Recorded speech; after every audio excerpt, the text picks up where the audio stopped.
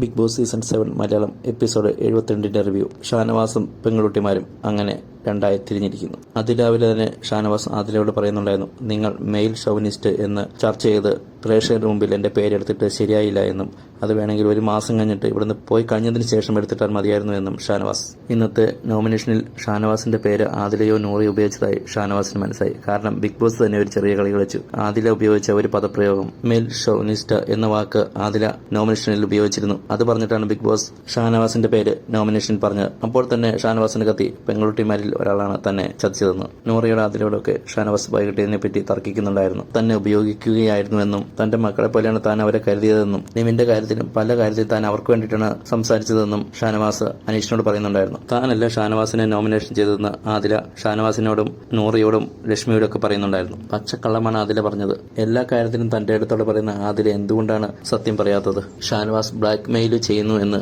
നൂറ പറയുന്നുണ്ടായിരുന്നു. നിങ്ങൾക്ക് എന്തെങ്കിലും രഹസ്യമുണ്ടോ എന്ന് അനുമോൾ ആദിലയോടൊക്കെ ചോദിക്കുന്നുണ്ടായിരുന്നു. നിവിന്റെ കേസിൽ ഉൾപ്പെടെ പല കാര്യങ്ങളിലും ഷാനവാസിനെ യൂസ് ചെയ്യുന്നുണ്ടായിരുന്നു ആദിലയും നൂറയും. അയാൾക്ക് അവരുടെ അറ്റാച്ച്മെന്റ് ഉണ്ടെന്ന് അയാൾ പറയുന്നു. പക്ഷേ അവർക്ക് ഏതായാലും അയാളുടെ ഒരു അറ്റാച്ച്മെന്റ് ഇല്ലെന്ന് അവരുടെ സംസാരത്തിൽ നിന്ന് പ്രേക്ഷകർക്ക് വ്യക്തമാണ്. ഇന്നത്തെ എപ്പിസോഡിൽ ക്യാപ്റ്റൻ ടാസ്ക് ഉണ്ടായിരുന്നു. അത് വളരെ നല്ലൊരു ടാസ്ക് ആയിരുന്നു. ഇന്ന് നിർദ്ദേശിക്കപ്പെട്ട സ്ഥാനത്ത് 3 മത്സരാർത്ഥികളും കൈകൊണ്ട് പിടിക്കുക, പിന്നെ കൈ വിടാൻ പാടില്ല. വിട്ടുകഴിഞ്ഞാൽ ആദ്യം വിടുന്നയാൾ പുറത്ത്, ലാസ്റ്റ് വിടുന്നയാൾ ക്യാപ്റ്റനാണ്. അതാണ് ടാസ്ക്. ഒറ്റ കൈ കൊണ്ട് മാത്രമേ പിടിക്കാൻ പാടുള്ളൂ. ഒരറ്റത്ത് അനുമോളും നടുക്ക് ആര്യനും അവസാനത്തെ അറ്റത്ത് സാബുമാനും. 3 പേരും നന്നായിട്ട് ടാസ്ക് ചെയ്തു. ആരും പിടിവിടാതെ നല്ല രീതിയിൽ തന്നെ കളിച്ചു. രാവിലെ തൊട്ട് ഏകദേശം വൈകുന്നേരം വരെ അവരങ്ങനെ പിടിച്ചുകൊണ്ടിരുന്നു. പല രീതിയിലുള്ള പ്രോക്കിങ് മാത്രം ചെയ്യാം, ഫിസിക്കലായിട്ട് യാതൊന്നും ചെയ്യാൻ പാടില്ല എന്ന് ബിഗ് ബോസ് പറഞ്ഞിട്ടുണ്ടായിരുന്നു. ഇതിനിടയ്ക്ക് അവർ 3 പേരും പാത്രം കഴുകാൻ ചെന്നപ്പോൾ നിവിൻ അതിന്റെ ഇടയ്ക്ക് കയറി പാത്രം കഴുകണം പറഞ്ഞ് പാത്രം കഴുകിക്കൊണ്ടിരുന്നപ്പോൾ അനുമോളുമായിട്ട് വഴക്കുണ്ടാകുകയും പിന്നീട് നിവിൻ നിലത്ത് കിടക്കുകയും നിവിന്റെ മേത്ത് കുരുങ്ങി കിടക്കുകയും ആർക്കും അനങ്ങാൻ പറ്റാതെ നിൽക്കുകയും ചെയ്യുന്ന സിറ്റുവേഷൻ ഉണ്ടായി. കുറെ നേരം അങ്ങനെ ഗെയിം പോയി. അതുവരെ ബോറായിട്ട് വെറുതെ അങ്ങോട്ടും ഇങ്ങോട്ടും നടന്നുകൊണ്ടിരുന്ന ഗെയിമിന് ഒരു ഉണർവ് വന്നത് നിവിൻ വന്നപ്പോഴാണ്. ഗെയിമിന്റെ ഇടയ്ക്ക് ആരും ശല്യപ്പെടുത്താൻ പാടില്ലെന്ന് ബിഗ് ബോസ് നിർദ്ദേശത്തെ തുടർന്ന് നിവിൻ പോയി. നിവിൻ അനുമോളുടെ കട്ടിലിൽ കിടക്കുകയും അത് അനുമോൾക്ക് ഇഷ്ടപ്പെടാതിരിക്കുകയും അനുമോൾ അവിടെ വന്ന് കിടക്കുകയും എല്ലാവരുടെ അവിടെ കിടക്കാൻ പറയുകയും ചെയ്യുന്നു. അങ്ങനെ ആര്യനും സാബുമാനും അക്ബറും അവിടെ കിടക്കുന്നു.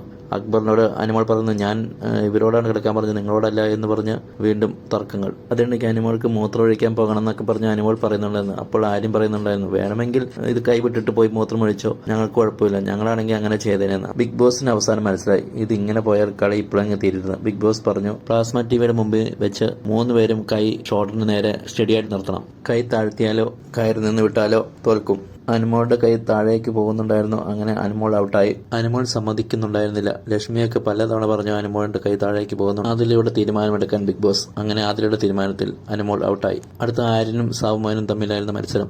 2 പേരും കട്ടയ്ക്ക് പിടിച്ച് നിൽക്കുന്നുണ്ടായിരുന്നു. എങ്കിലും ആര്യന്റെ കൈ പതുക്കെ താഴുന്നുണ്ടെന്ന് പറഞ്ഞുകൊണ്ട് ലക്ഷ്മിയും എല്ലാവരും ആര്യനെതിരെ പറയുന്നുണ്ടായിരുന്നു. ഒറ്റനോട്ടത്തിൽ സാബുമാന്റെ കൈയും ചെറുതായിട്ട് മടങ്ങിയിരിപ്പുണ്ടായിരുന്നു. അതാരും പറയുന്നുണ്ടായിരുന്നില്ല. അക്ബർ മാത്രമേ പറയുന്നുണ്ടായിരുന്നുള്ളൂ. അവസാനം ആദില ആര്യനെ ഔട്ടായതായി പ്രഖ്യാപിച്ചു. സാബുമാൻ പുതിയ ക്യാപ്റ്റനായി. ആദില ഫേവറേറ്റിസം കാണിച്ചതാണെന്ന് ഒരു ടാസ്ക് പോലും മര്യാദയ്ക്ക് കളിക്കാത്ത ലക്ഷ്മി ആര്യന്റെ പുറകെ നടന്ന് ഷോ ഓഫ് കാണിക്കുന്നുണ്ടായിരുന്നു. ലൂസർ ലൂസർ എന്ന് പറഞ്ഞു. ഈ പ്രാവശ്യത്തെ നോമിനേഷനിൽ വന്നവര് അക്ബർ, ഷാനവാസ്, നൂറ, ആര്യൻ, ലക്ഷ്മി, നെവിൻ എന്നിവരായിരുന്നു. ആദില നോമിനേഷൻ ചെയ്ത് ഷാനവാസിനെയും ലക്ഷ്മിയുമായിരുന്നു. നൂറ നോമിനേഷൻ ചെയ്ത് ലക്ഷ്മിയെയും നെവിനെയുമായിരുന്നു. നൂറ ഒന്നെങ്കിൽ ലക്ഷ്മി, അല്ലെങ്കിൽ അക്ബർ, അല്ലെങ്കിൽ നെവിൻ. ഇവരല്ലാതെ വേറൊരു കളിയില്ല. ആദിലയും അതുപോലെ തന്നെ ലക്ഷ്മി, അക്ബർ.